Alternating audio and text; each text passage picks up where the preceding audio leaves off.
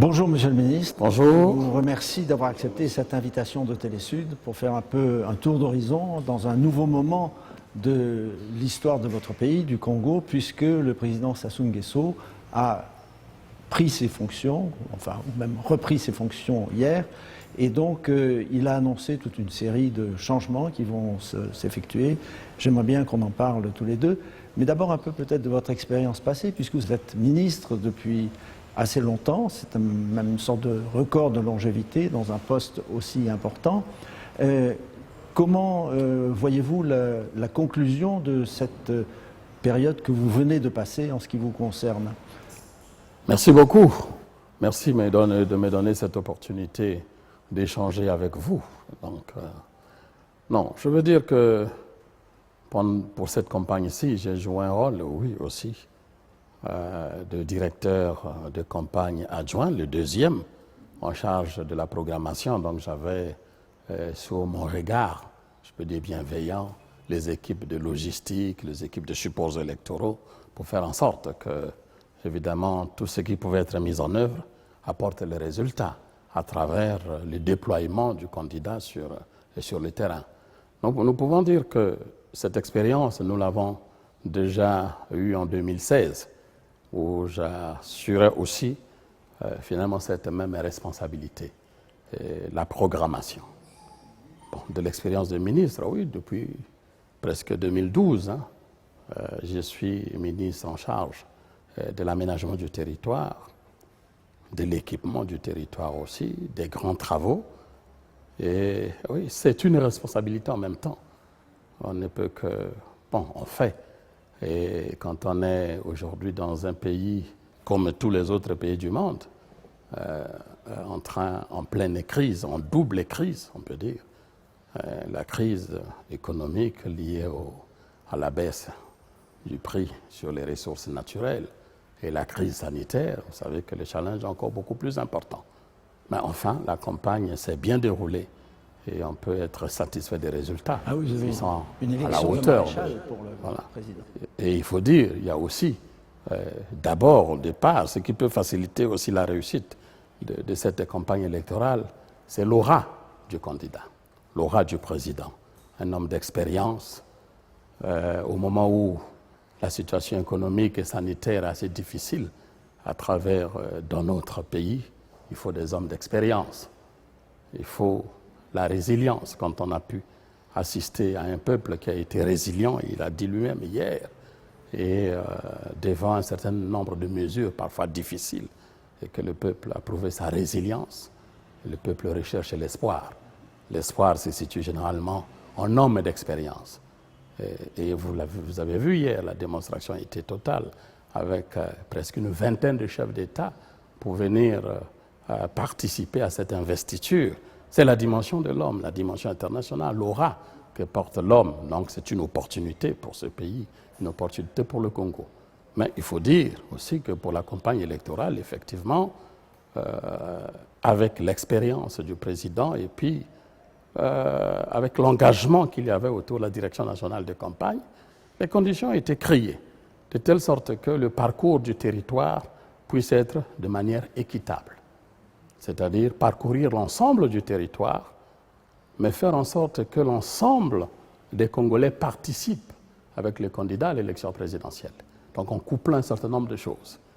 On couple un dispositif technique assez novateur et en même temps doué, et que je vais dire couplé de technologies nouvelles, puisque nous avions comme voulu, d'ailleurs par les candidats, comme une smart campagne. Oui, sur Twitter, Internet. Voilà, sur Twitter, sur Internet, et en même temps, en présentiel, au niveau de chaque chef-lieu de département, tous les chefs-lieux de district, donc les villes autour de ce département, participaient à travers des écrans géants, et donc c'est un peu une forme semi-hologrammique. C'est comme s'il était présent dans tous les districts, en même temps à travers ces écrans géants, et de manière simultanée sur l'ensemble du territoire. C'est novateur, mais c'est là à porter. Et c'est là à créer d'ailleurs de département en département une certaine émulation. Et les foules ont suivi. Et c'est ça qui donne, avec une disposition aussi nouvelle et novatrice comme ça, l'espoir est permis. Alors le président a présenté un nouveau programme qui est aussi également naturellement dans la continuité. Et en ce qui concerne vos attributions, vous voyez de nouveaux axes de travail pour vous, des nouveaux développements, par exemple dans l'agriculture. Est-ce que votre ministère va jouer un rôle pour faciliter cette industrialisation, tout le programme qui est prévu concernant l'industrialisation, la fabrique de tracteurs, le développement d'usines? Non, il faut déjà dire que le programme est très ambitieux. Et un gouvernement, quand il se met en place, c'est généralement une équipe cohérente. Et que donc, toutes les passerelles doivent être mises en place pour que cette cohérence donne au programme son aboutissement voulu, l'accomplissement effectif. Et l'engagement de ce programme, qui en fait est la poursuite de la marche vers le développement. Donc ensemble, poursuivons la marche avec ces 9 axes et focaliser sur la relance économique effective et avec comme une véritable clé, c'est-à-dire que la diversification de l'économie nationale, puisque l'économie congolaise souffre simplement du pétrole, du fait que la richesse, c'est le pétrole, et une économie basée sur une seule richesse, c'est comme s'il est difficile de marcher sur un pied. Et donc, diversifier l'économie, c'est ce qu'il faut. Et à travers cette diversification, il y a l'agriculture au sens large, comme il a défini lui-même, qui est un engagement important. Mais quand il parle de son expérience sur la mise en place, de la mise en œuvre de l'agriculture, dans les années 80, il avait été établi un programme d'agriculture qui définissait, qui avait une volonté forte d'amener le pays vers l'autosuffisance alimentaire à l'an 2000. Et avec un autre, avec comme base, un plan quinquennal basé sur les infrastructures. Malheureusement, il y a eu une crise économique forte et qui a ramené le pays sous ajustement structurel avec les bailleurs de fonds. Donc les fondamentaux établis, on peut dire qu'il y a déjà un premier travail qui a été fait sur beaucoup d'ouvrages de franchissement et un démarrage de l'aménagement du territoire à travers les infrastructures pour désenclaver le pays.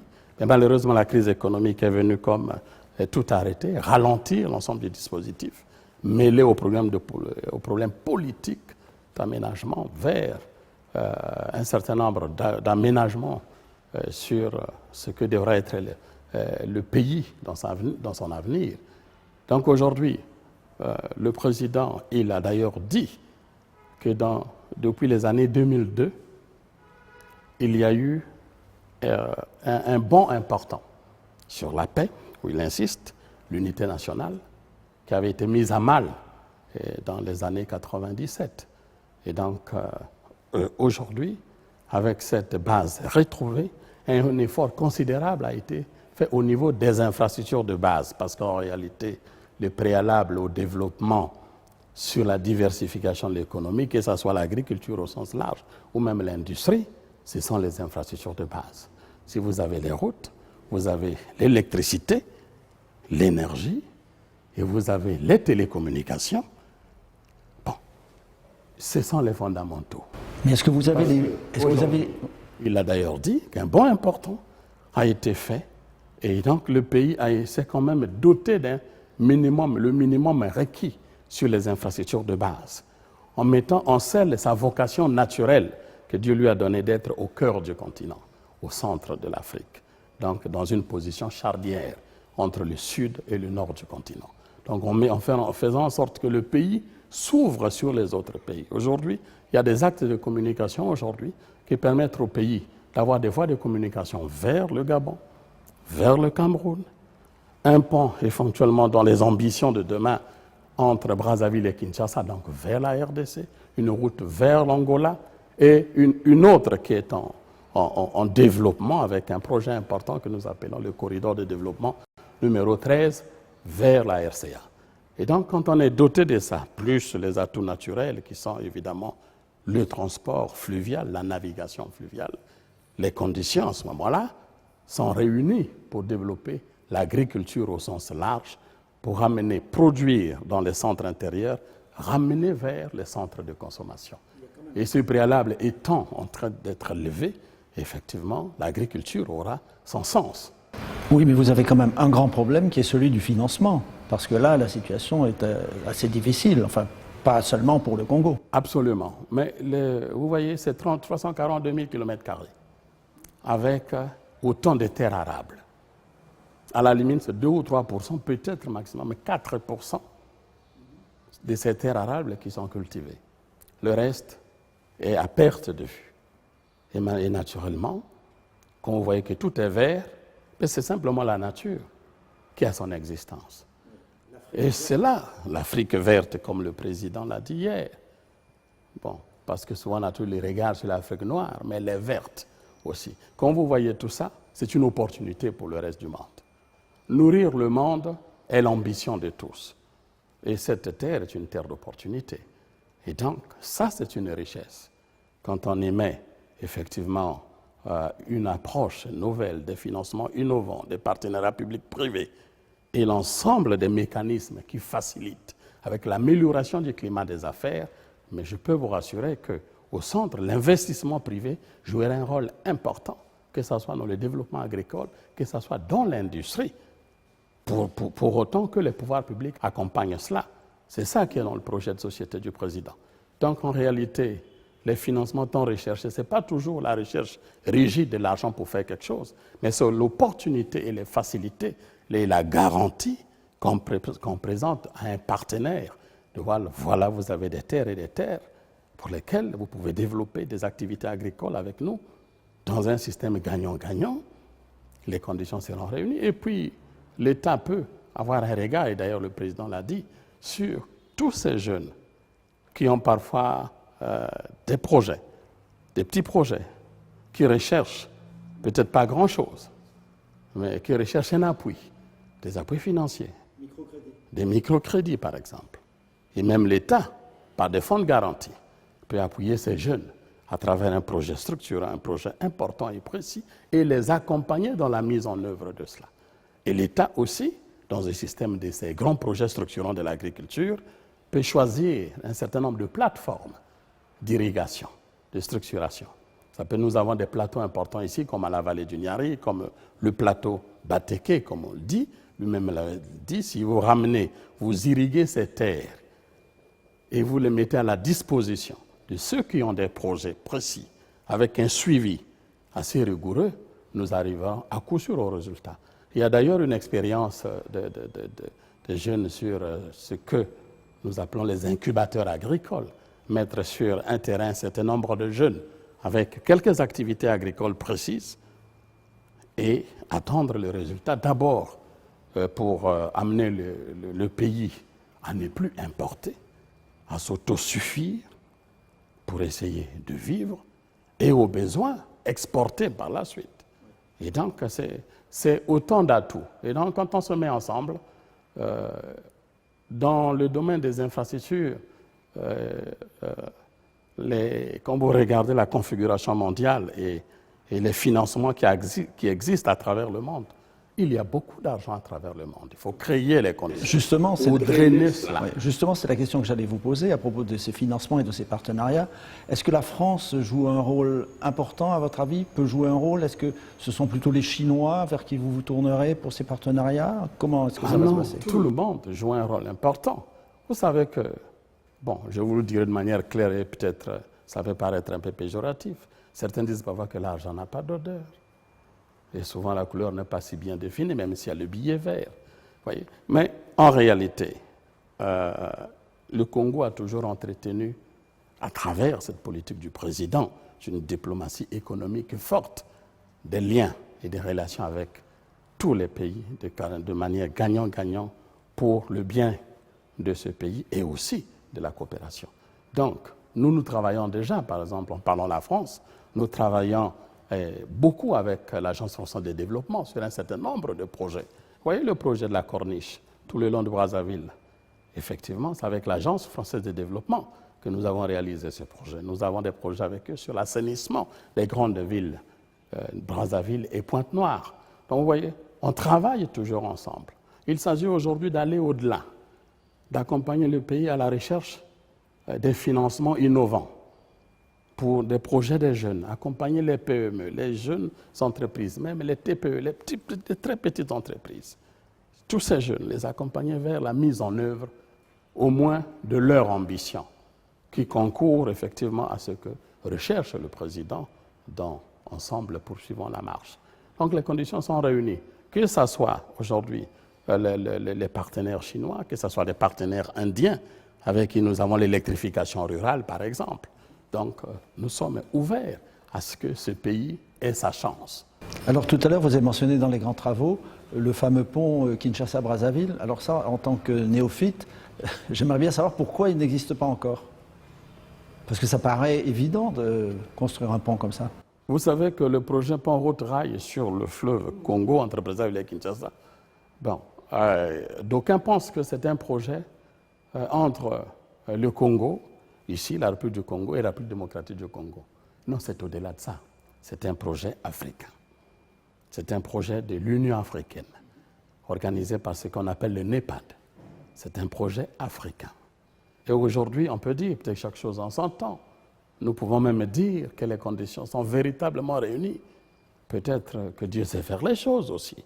Le président Denis Sassou Nguesso est le président champion, désigné par ses pairs pour la réalisation de ce projet.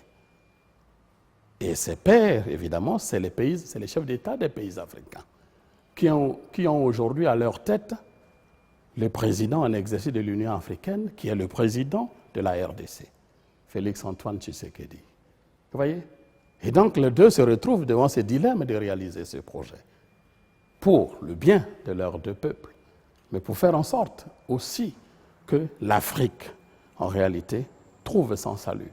Parce que le vrai problème qui bloque le développement du continent, c'est l'insuffisance des infrastructures.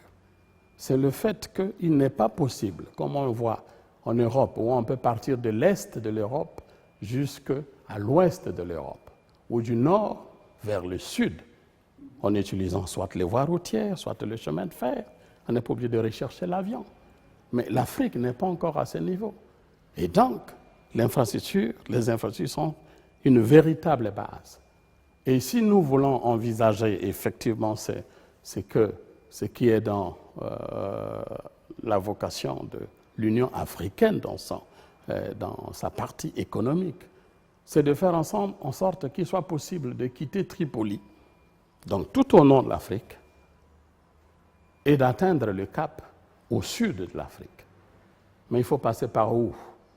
Il faut passer par Brazzaville, il faut passer par Kinshasa, mais il y a un point bloquant, c'est le fleuve. Donc ce pont est africain. Donc il faut réaliser le pont route-rail sur le fleuve Congo, et entre Brazzaville et Kinshasa, pour rompre ce goulot d'étranglement. Et sur ce point, il y a effectivement un engagement africain. Et on peut dire que la tête de file de la mise en œuvre de ce projet, c'est la Banque africaine de développement. Avec effectivement comme structure devant mettre en place ce que nous voulons, c'est-à-dire qu'un partenariat public-privé pour booster cette infrastructure, Africa 50, autour de 2 États, autour de la RDC, autour de la République du Congo. Donc aujourd'hui, on peut dire que les conditions sont réunies. Et d'ailleurs, en ce qui nous concerne, la loi a été ratifiée au Parlement. Elle est aussi déposée de l'autre côté de la rive au Parlement de la République démocratique du Congo. Donc très rapidement, les conditions seront réunies. Les deux chefs d'État y veillent à ce que, effectivement, aujourd'hui, même si cela a pris un peu de temps, ou beaucoup de temps, aujourd'hui, qu'il soit effective la construction du pont route-rail sur le fleuve Congo, très attendu par les Africains, et particulièrement par les deux Congos. Bien sûr. Et est-ce que c'est vous, en tant que ministre, qui allez peut-être lancer le coup d'envoi de la construction de ce pont? Est-ce que vous allez être maintenu dans vos fonctions? J'en sais rien. Le plus important, c'est que ce projet voie le jour. Parce que je vous ai dit que c'était un projet africain, panafricain. Donc nous ne pouvons pas prendre en otage un projet africain. Parce que l'Union africaine, c'est supranational. Et donc, systématiquement, ce qui est décidé là-bas doit être mis en œuvre par nous. Donc, de toutes les façons, ce projet doit être mis en œuvre. Et vous allez voir que ça va booster les économies des deux pays et ça va rendre fluide, effectivement, le commerce à travers le continent, à travers la zone de libre-échange continentale, la zone économique. Et ça, c'est important. Merci beaucoup, Monsieur le ministre. Merci. Merci beaucoup. C'est moi qui vous remercie.